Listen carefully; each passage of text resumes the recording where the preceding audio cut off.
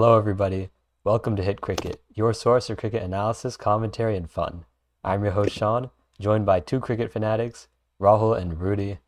Today, we're going to be talking about the fourth match in the ICC Champions Trophy between England and Australia. And man, in a rivalry full of memorable moments, a lot of rich history, we got another chapter in the history books today.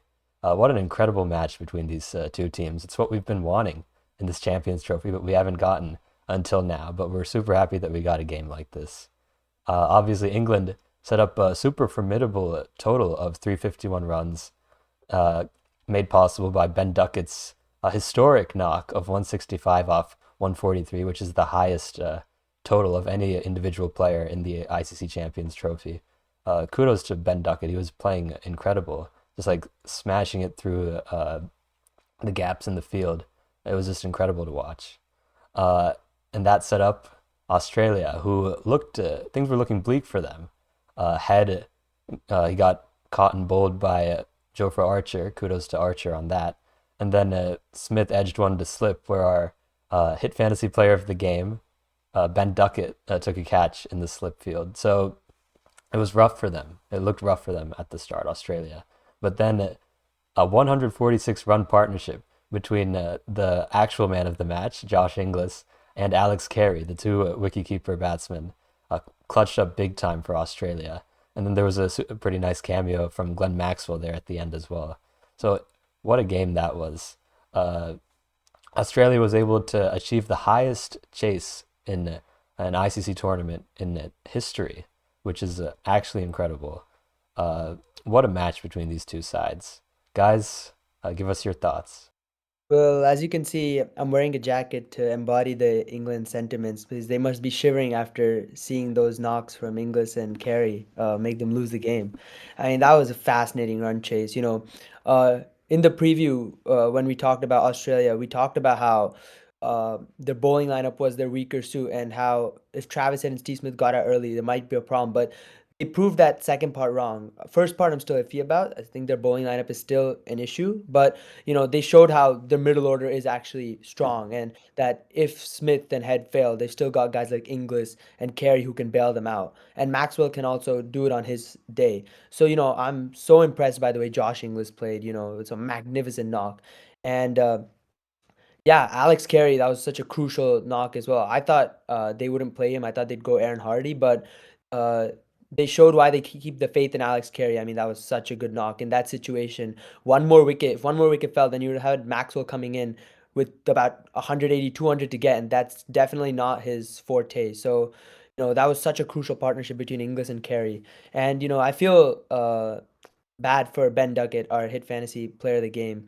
What a knock that was. Highest score in ICC Champions Trophy history, and to end up on the losing side must feel gutted about that. But just England's bowling lineup just wasn't up to the mark, except for Adil Rashid. When a guy goes for 47 runs in 10 overs and you still end up giving 350 with 2 overs to spare, that's just unacceptable from a bowling attack. And the Pacers really need to look into a mirror and say what are they doing. And yeah, I don't know. I just feel they could have gone for someone like a Saqib Mahmood over a Brian Cars. We saw Brian Cars was expensive today. I feel Saqib Mahmood with that has that extra oomph about him in the bowling side of things, and they don't need Brian Cars' batting. So yeah, that's my viewpoint. But outstanding chase from Australia. They showed why they're five-time world champions in ODI World Cups.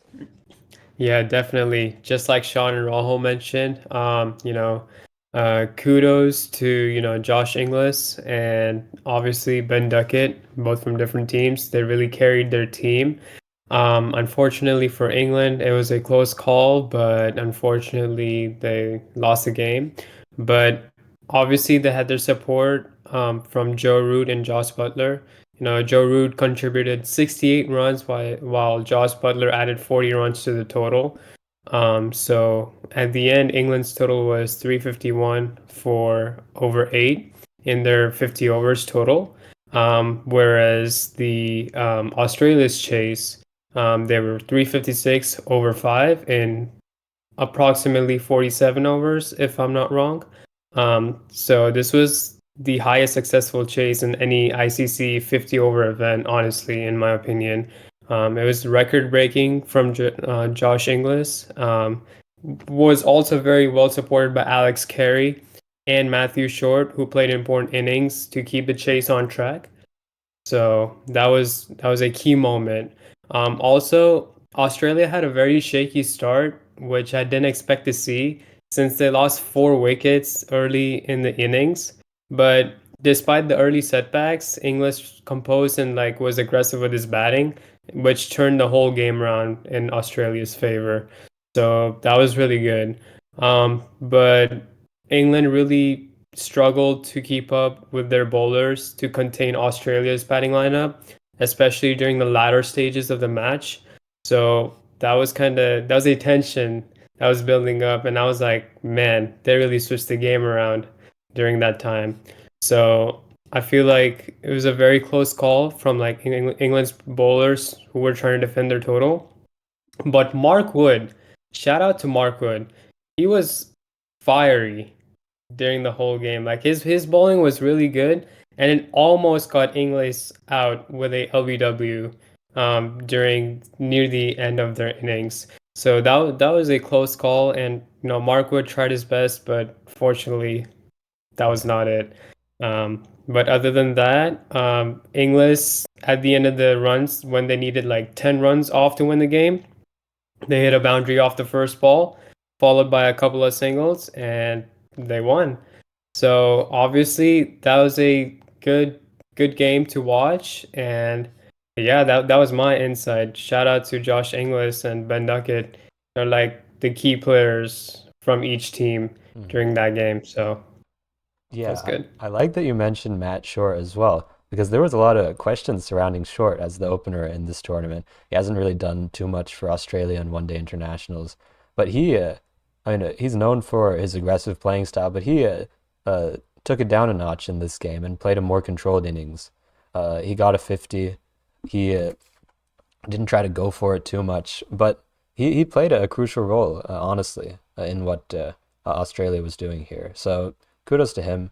And Mark Wood, like you said, it was near the end of the game, but he almost got Inglis on a LBW. It was going down leg, Yeah. but yeah, good moment for Mark Wood, I guess. But yeah, honestly, this was a lot of fun to watch, and I think we should talk a little bit more about the bowling. We've talked a lot about the batting. I mean, to be fair, there wasn't too much bowling going on here. Like Rahul mentioned, there has to be something said about England's pace bowling attack because, as you said, Adil Rashid was very economical in his bowling. He took a wicket. He's quality as always, but then you see Jofra Archer. I mean, he looked down and out during the game, like very frustrated with himself. Bryden Cars was super expensive, like Rahul mentioned. Mark Wood, he was one of the better pacers, but he still struggled a little bit. So England needs to find a solution to their pace bowling and fast because that could potentially be what derails them in this competition. Given the strength of South Africa's batting, Afghanistan, obviously they weren't great in the first game, but we know that they can be quality as well. Ramanullah Gurbaz, Zadran, Sadiqullah as well. So yeah, it's troubling for England. We need to see a little bit more from their bowling at least. I mean, it seems like the tournament's pretty much over already because even if Afghanistan doesn't hit them, South Africa definitely will with that batting lineup. And if you see, Adnan Rashid was the best bowler. If you see statistically who was the next best, it was the Liam Livingston Joe Root uh, combination, which went at less than 7 and over. Everyone else went at more than 7 or close to 8 and over. So clearly, their spinners are doing the trick more. And issue is they don't have any other even part-time spinner in the whole squad because Jacob Bethel got injured, and you brought in a guy, Tom Benton, who can't bowl. Okay, so he's basically a pure batter. So you only have three viable spinning options. One of Adil Rashid, like absolute like legend in ODI cricket. Joe Root, Liam Livingston, and I'm just saying, just forget the pace bowling plans. Just go Liam Livingston, Joe Root. If they're bowling well, just continue them. Don't try to limit them to 10 overs or 11 overs. If they're going good, give them 10 overs each because they're clearly bowling better than your pace attack right now, who's just getting smoked around the park. So you just have to manage your resources wisely. And Jofra Archer is just nowhere near the Jofra Archer of 2019 when he was blowing Mhm. teams away. Mark Wood, while he has the pace, he's getting smoked in the latter half of innings. Um, Biden Cars, I don't know if I need to say anything about him. We saw him get, you know, torn apart into all sides. So it's really, I mean, the bowling lineup is just not looking the part at all. And you know, even their batting, I feel they might have been a few short because the pitch was an absolute beauty to bat on. And you know, you see other than Ben Duckett and Joe Root and a little cameo from Joss Butler and Jofra Archer, no one really contributed with the bat. Mm. So I mean, if you got a bit more contributions, you could have been at 370, 380. Now I don't know if that would have been enough with the way Australia were striking it because they did take it a bit slow at the end anyway, like because they basically won the game. But this just doesn't seem like a confident unit, especially that bowling attack. And they're definitely against South Africa. They're definitely going to get caught, I think. So they need a miracle to turn this around. Yeah, definitely agreed. But I would also like to talk about the pitch since it contributed to both the batting and the bowling. I know that the Gaddafi Stadium in Lahore, it played a really significant role. I know it's really known for its like flat pitch, which really it's known as the batting paradise for any team that plays on there. So, it offers the most minimal assistance to bowlers, so that just really goes on to show, the bowler's performance when then, this game, especially to like, Ben Warshes and Jofra Archer. I know Jofra had a tough day. He got one wicket. I saw he had like some cramps and he dropped a crucial Mm. catch in one of the innings. Yeah, on So Alex that was Carey, he dropped it. Yeah. yeah, so that was kind of tough to see. But, that just goes on to see how some of these players are just keeping up with their condition. And no matter what pitch it is, they're just doing their best from both of these teams. So I feel like from the pitch itself, it really showcases how strong the bowling lineup is from each of these teams, especially even the pitches like flat.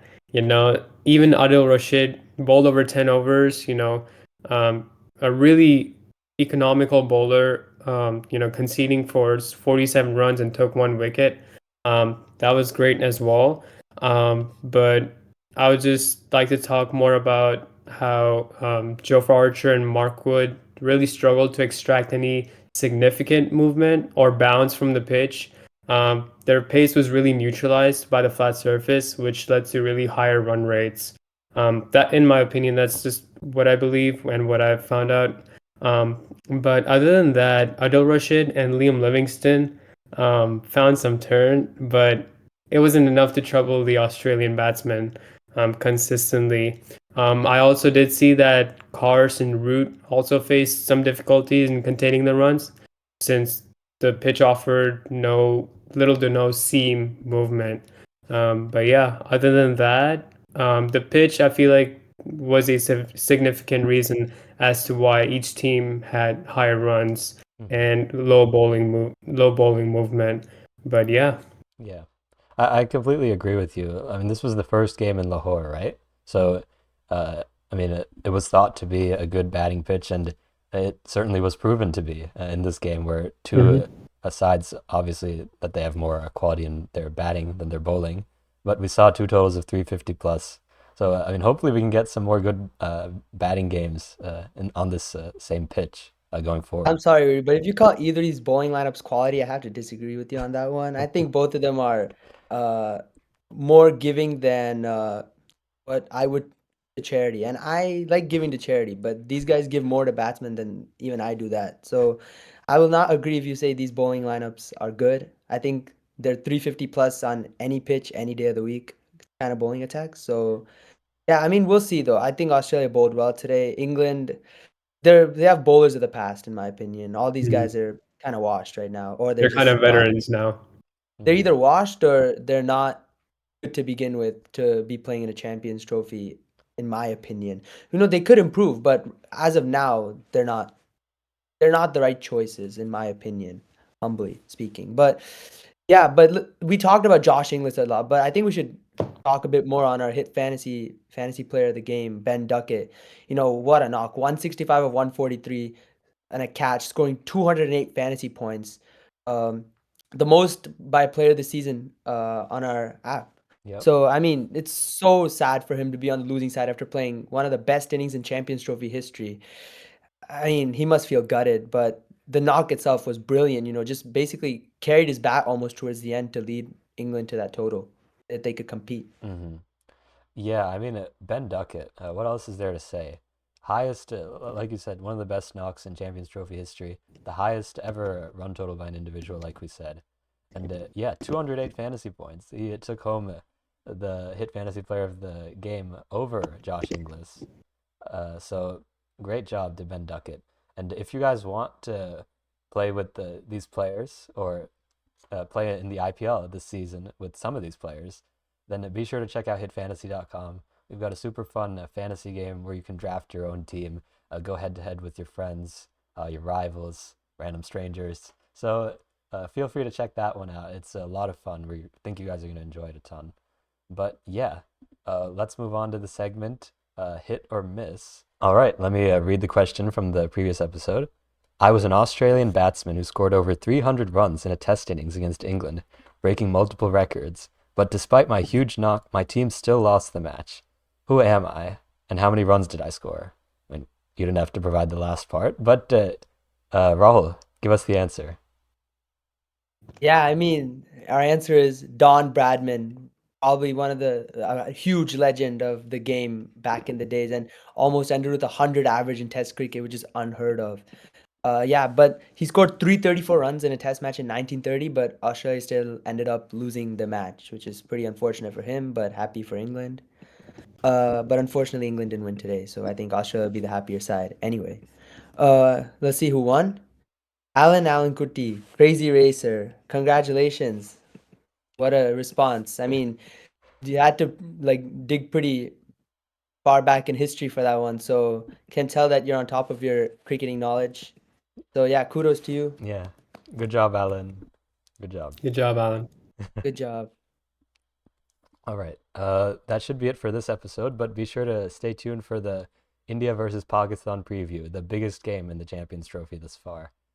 Stay tuned. Yeah, Let's can't go. wait. We're all so excited for tomorrow or today when you're seeing this. But be sure to like, comment, and subscribe, and we'll see you guys in that one. Make sure you watch.